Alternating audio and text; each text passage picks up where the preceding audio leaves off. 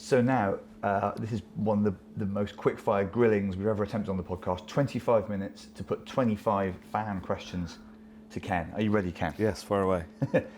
Okay, so from Scott, what is the greatest match you've ever played in or commentated on? The greatest match I've ever played, apart from 97, obviously, would have been against Paul Hunter, I think, here at the World Championship. Yep. Beating him from 15, winning 8 of the last 9 frames, and beating him 17-16. Very good. See, if we keep the answers that short, Stephen, we're going to be... All right. I'll ask this because we do this together. What do you prefer, studio or commentary? This comes from Noah.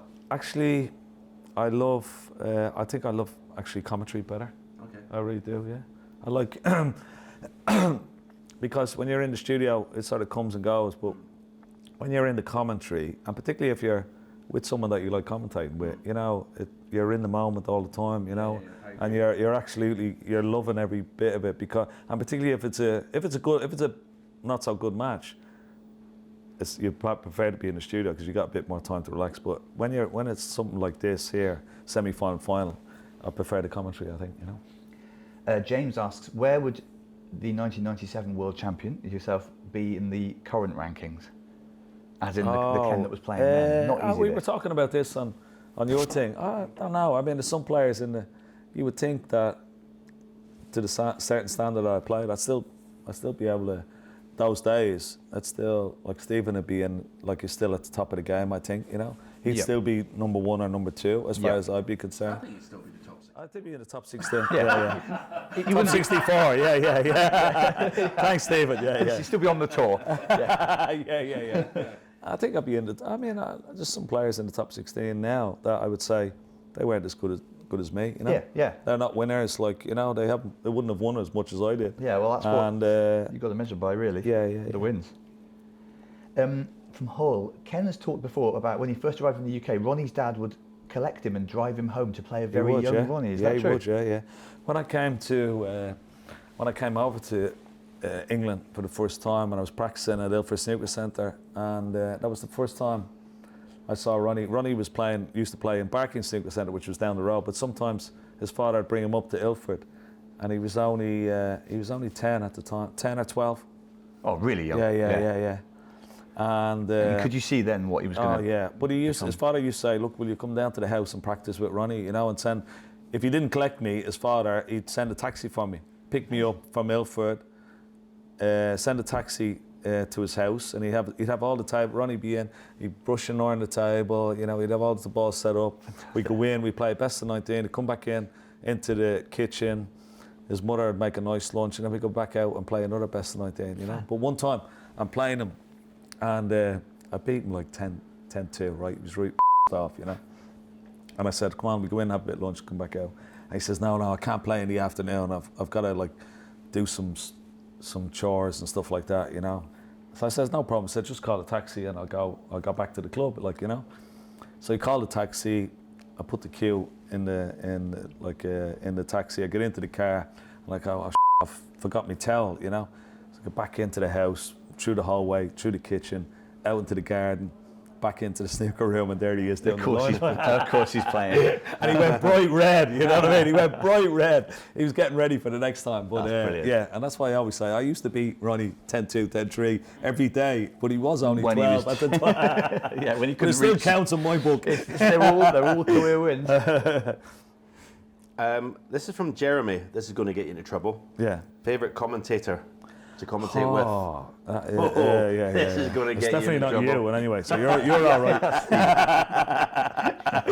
I think we both have the probably same answer. So it'd have to be Dennis or JV. No.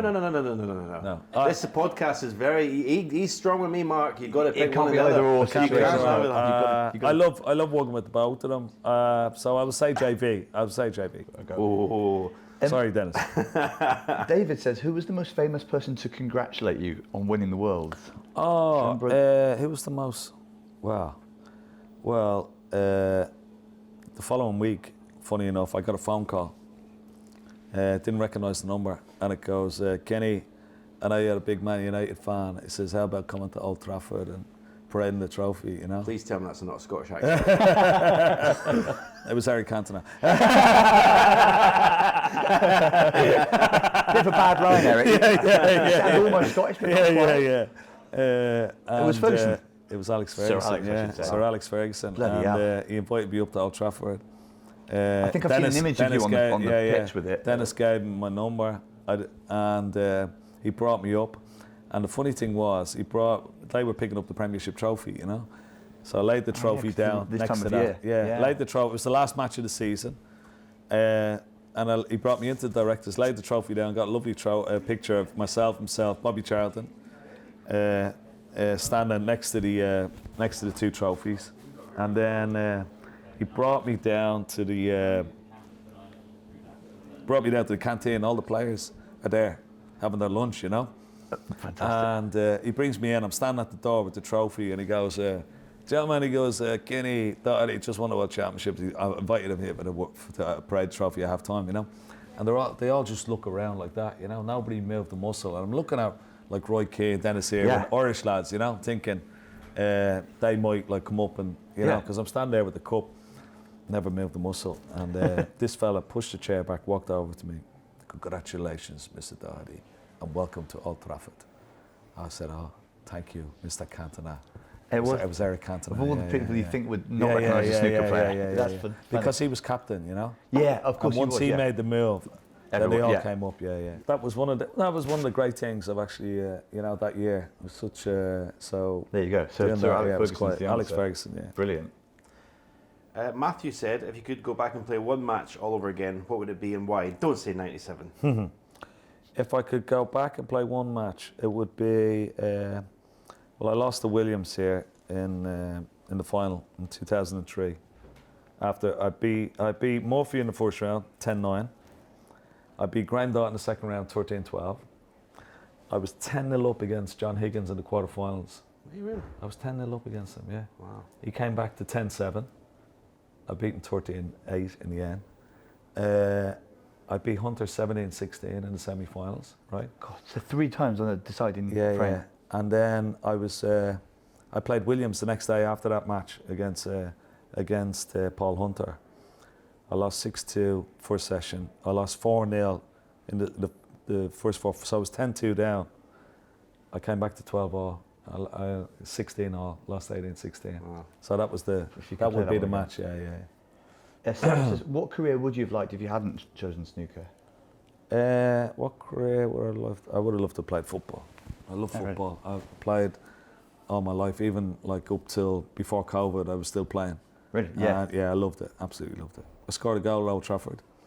Oh, in the charity game? Yeah. Oh, I feel it. Sean says, what was the best performance in a match against you? Stephen. Stephen in the 94 final, UK Championship, 7 centuries and 10 frames, yeah. He's mentioned the 7 centuries once. Still a record to this day, Still a record, it is. So believe, Stephen. One of the few that he has left. Graham said, if you could play any player, present or past, in a world final, who? Jimmy. I know. Or Alex. I thought you would have said Alex. Alex Jimmy, Higgins. Yeah. All Irish final. Alex or Jimmy, I think. Yeah. I think. Yeah, possibly Alex would probably be the one. Yeah. That'd be something. A few more general snooker questions. Inevitable question. Do you think the World Championship should stay in Sheffield? And what do you think most players want? I think. Well, I don't know. 2 different questions, really, aren't they? My personal preference would we don't change it. It's such an amazing venue. Yes, you could have a bigger venue. Would you have the same atmosphere? Yep. Would it be as iconic as coming down those stairs into that arena? Yeah, it takes a long time to Ali build Pali that. is great, 2,000 people. Yeah, it's fantastic. Is it as good as out there? I don't know. I love Ali Pali, but there's no feeling like the Crucible. Nothing else you is know, the Crucible and there. you know, the Crucible gives you goosebumps when you just come into the city of Sheffield. You see the Crucible. Absolutely true. There's no other venue. Yeah. There's no other venue that does that. Tickets are hard to get, but they should be hard to get. It's the World Championship. You know what I mean? This next one this could be a long answer, but they're all long answers. Well, this is all long answers. Ken doesn't do short answers. I don't do short ones. This is a really interesting one, but it is not an easy question. How do you think Irish snooker needs to improve so that one day there'd be another Irish world champion? Well, first of all, property prices. The government should give certain subsidies towards snooker clubs. Yep. There should be no tax rates or, because you're providing an amenity for society. Yeah. So it makes a difference to a community. with taxes and everything. But then you've got rates, that snooker clubs have to pay. They should be totally eradicated. Yeah, no one should be priced out of playing snooker absolutely clubs, not. surely, And property prices in Ireland, just like London, they've gone through the roof. Yep. It's very, very difficult to open snooker clubs, and for the amount of space that you get for like £10 or £12 an hour for a snooker table, it's impossible. So it comes down to funding, basically. It comes down, and government should see that, and the same over here as well in the UK. It should be exactly the same. They should be. They should have tax-free because amenity clauses, and that would be my view on that. Matthew is asking, other than 1997 for obvious reasons, what is your favourite and best world championship and why? My best world championship, that's a very good one. I suppose my favourite world championship would have been 2003 because of the run that I had that we sort of talked about. We've had some great championships here over the years. I mean, Dennis's when he won in 85, Higgins when he won in 82, the Jimmy Classics when he probably lost to you, 80 and 17, when he missed that black. They were all iconic moments, I think. Real drama. Yeah. Adam asks, do you think Stephen's 7 world titles will be beaten? I thought Ronnie would do it. Yeah, doesn't seem as likely now, maybe. I'm not maybe as likely now.